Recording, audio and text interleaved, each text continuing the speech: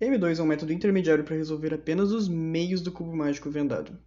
Antes de aprendê-lo, é muito importante que você já domine o método básico. Vale ressaltar aqui que o M2 é um método bem rápido e relativamente fácil de aprender. Porém, ele tem uma grande desvantagem. O seu buffer vai ser o DF. Enquanto você estiver fazendo o M2 básico, que é o que eu vou ensinar aqui, ou o M2 avançado, isso não vai ser um problema. Mas se você quiser aprender a fazer Tree Style, que é o método mais avançado do Blind, o ideal é migrar para UF antes de começar a aprender os computadores. O esquema de letras que eu vou estar usando nesse tutorial é o SPEFs. Eu vou deixar o link aqui na descrição, mas é basicamente isso aqui. A, B, C, D, E, F, G, H, I, J, K, L, M, N, O, P, Q, R, S, T, U, V, W, X. E também eu vou estar aplicando os embaralhamentos com o cubo na orientação amarela em cima, azul na frente. Mas você pode fazer na sua própria orientação. Agora, levando em consideração que você já sabe o método básico, para mostrar melhor como o M2 funciona, eu vou comparar como seria a mesma resolução usando o método básico e usando M2. Você vai perceber que não tem muita coisa nova para aprender, são dois métodos bem similares. Então, existe mais de uma forma de fazer o método básico, mas geralmente o que é usado é o método Old Pokémon. Nele é feita uma permutação T para efetuar a troca dessas duas peças aqui. Esse adesivo do buffer com esse aqui do alvo de troca. Então você vai estar trazendo as peças até aqui, vai fazer o algoritmo de troca e vai deixar essas duas peças aqui trocadas durante o ciclo. O M2 é muito parecido, mas ao invés disso o seu buffer vai estar aqui e o seu alvo de troca vai estar aqui. E entre os ciclos você vai fazer um M2, o que vai mexer com essa camada do meio aqui durante as trocas. Então você vai fazer praticamente a mesma coisa. No método básico, você geralmente começa olhando para esse adesivo e descobrindo para onde ele tem que ir. E no M2 você começa por esse adesivo e descobre para onde ele tem que ir. Então, como um rápido exemplo de como fazer um ciclo de M2 comparado com o Pokémon, eu vou estar fazendo esse exemplo específico aqui. Nele o buffer já está resolvido, independente se for o Pokémon ou M2. E a gente vai fazer uma quebra de ciclo então para L, L tem que vir para T, T tem que vir para J e J tem que vir para L de novo. Então, antes de fazer isso com M2, eu vou mostrar as regras aqui que são usadas no Old Pokémon, que serão exatamente as mesmas regras usadas no M2.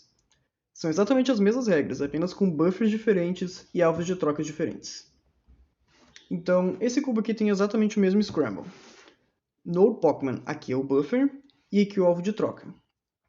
O que é importante saber aqui é que o nosso buffer e essas três peças aqui não devem ser mexidas quando a gente for fazer algum setup.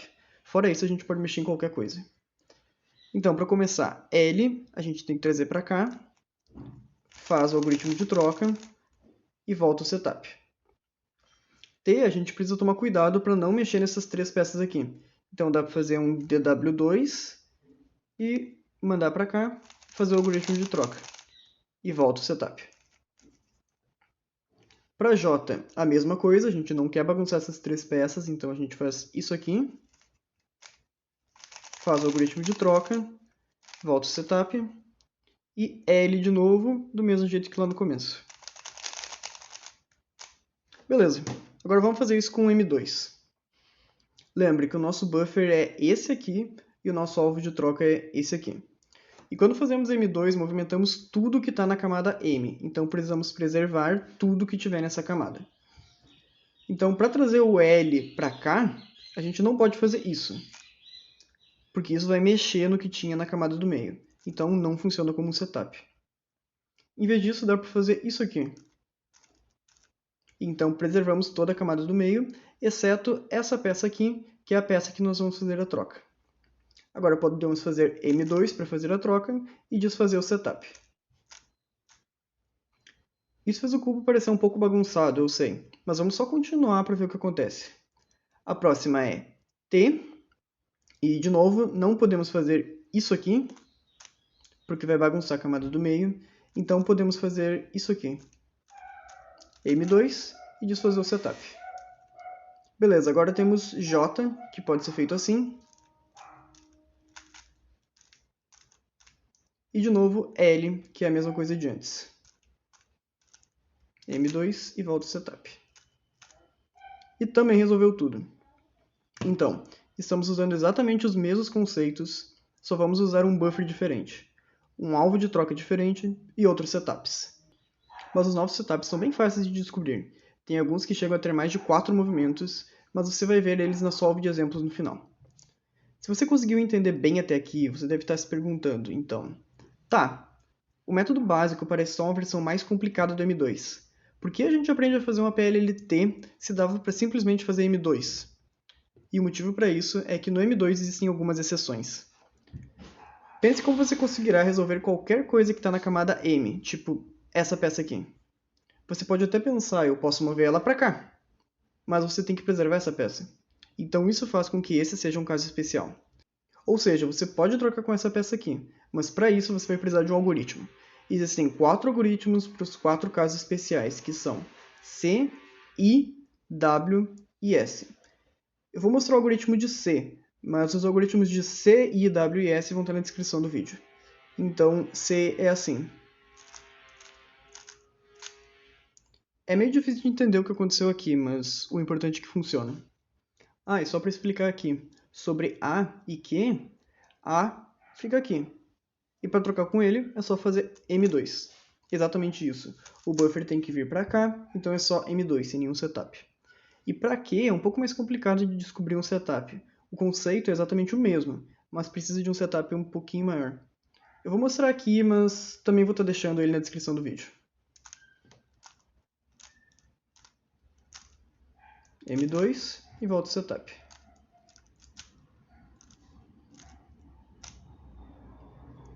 Além dos algoritmos especiais para C, I, S e W, existe mais um detalhe que você tem que saber. Se durante a sua memorização você memoriza C, I, S ou W como a segunda letra de um par de letras, então você terá que trocar com o adesivo oposto. W é o oposto de C e C é o oposto de W. E também I e S são opostos. Isso vai parecer um pouco confuso agora, mas eu já vou mostrar um exemplo e também na segunda solve de exemplo no final do vídeo eu vou mostrar de novo. Então, vou fazer mais um ciclo aqui como exemplo. Ele vai fazer D, C, B, D. Se você olhar, dá para perceber que é uma permutação U. Então, só para referência, ela vai ficar assim. Vamos lá. Primeiro D, que dá para setar para cá com um sexy move. M2 e volta o setup. Agora C. Confia em mim. Já que ela é a segunda letra do par, na verdade a gente tem que fazer o algoritmo de W. W é assim. O algoritmo vai estar na descrição. Então, B, M2 e volta o setup. E de volta para D. E tá pronto. Fizemos a mesma coisa e no fim nem usamos o algoritmo de C, apenas o de W, porque C foi a segunda letra do par.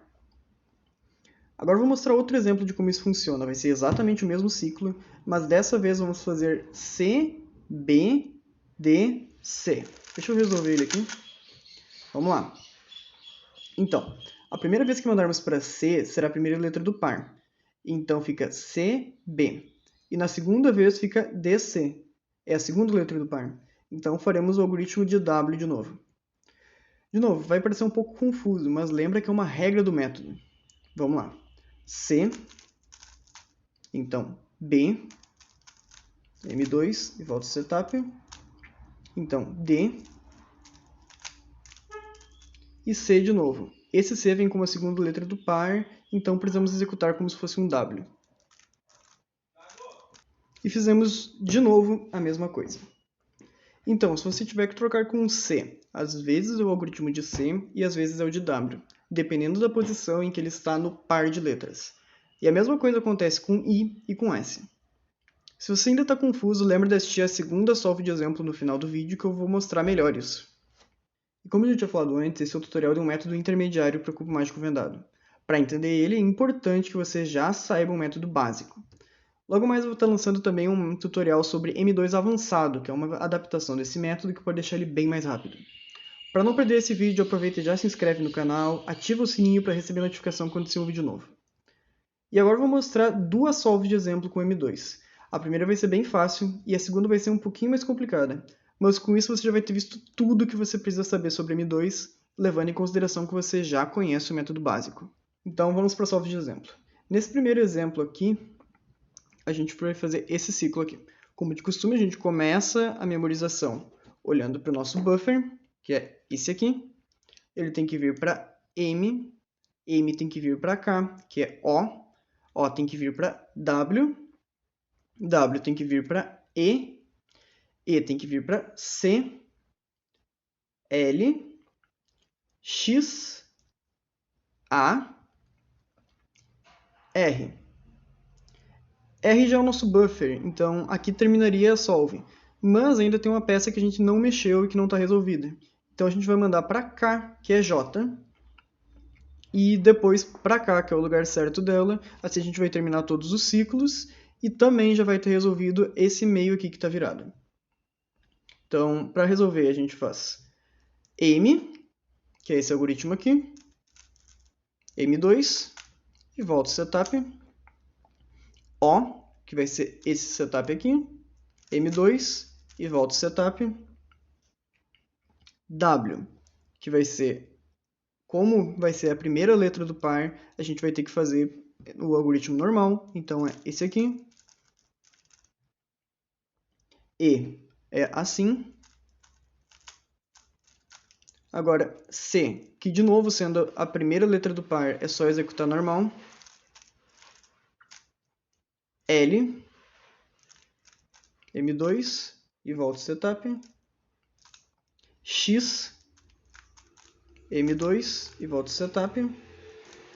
A, que como é que assim, a gente não precisa fazer nenhum setup, é só fazer M2. Depois R, J e P. Se você ficou perdido aqui em algum dos setups, você pode voltar para ver o que eu fiz, mas eu acho que nesses casos foi bem fácil. Você deve ter percebido que os meios não ficaram completamente resolvidos, essa camada do meio ficou um pouco bagunçada. Mas isso é porque nós tivemos paridade. Paridade é o que acontece quando há um número ímpar de ciclos. Se você estiver organizando a memorização em pares de letras, que é a forma certa de organizar, você sabe que aconteceu paridade quando sobra uma letra sozinha no final da memorização. Se o seu buffer para quinas for UBL, esse aqui é o algoritmo de paridade. Ele termina de resolver os meios, exceto esses dois aqui, porque se você resolve quinas com o método básico, cada ciclo vai fazer a troca entre essas duas peças. E como o número de quinas também vai ser ímpar, no final eles vão acabar ficando resolvidos.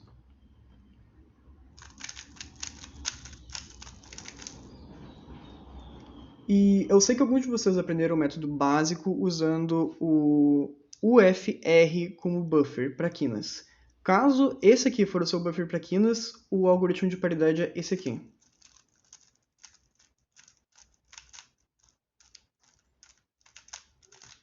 Ele também vai resolver tudo, deixando só essas duas peças aqui trocadas, que são as que vão ficar se trocando durante a execução se você usa o método básico. Então, nesse Scramble aqui, como de costume, a gente vai começar olhando para o nosso adesivo do buffer, que é esse aqui. Ele tem que ir para H, H tem que vir para I tem que vir para E tem que vir para F, B, O, S, A, G, N, P, chegamos no nosso buffer e terminamos todo o ciclo. Então, vamos lá. Para H, o setup vai ser assim, M2 e volta o setup. I, como está sendo a segunda letra do par, então a gente vai ter que mandar para o seu oposto, porque I é um dos casos especiais. O oposto de I é S. Esse aqui é o algoritmo de resolução do S. Beleza, podemos continuar então. Agora, E, F, M2, volta o setup. B, M2 e volta o setup. O, M2 e volta o setup. S, S também é um caso especial e como ele está sendo a primeira letra do par, a gente vai poder fazer ele normalmente, que é o mesmo algoritmo que a gente tinha feito antes. Então, de novo. Beleza. A, que é aqui, então a gente não precisa fazer setup nenhum, é só fazer M2, G, N, M2 e volta o setup, e P por último, e a gente termina o ciclo. De novo, o cubo ficou um pouco bagunçado, mas é porque a gente teve um número ímpar de alvos, ou seja, sobrou uma letra no final, e a gente tem que executar o algoritmo de paridade. Lembrando que isso deixará todos os meios resolvidos, menos os dois que ficarão sendo trocados durante a execução se você usa o método básico para Kenas. E por hoje era isso. Se ficou alguma dúvida, pode perguntar aqui pelo campo de comentários mesmo, e eu vou ficar muito feliz em ajudar.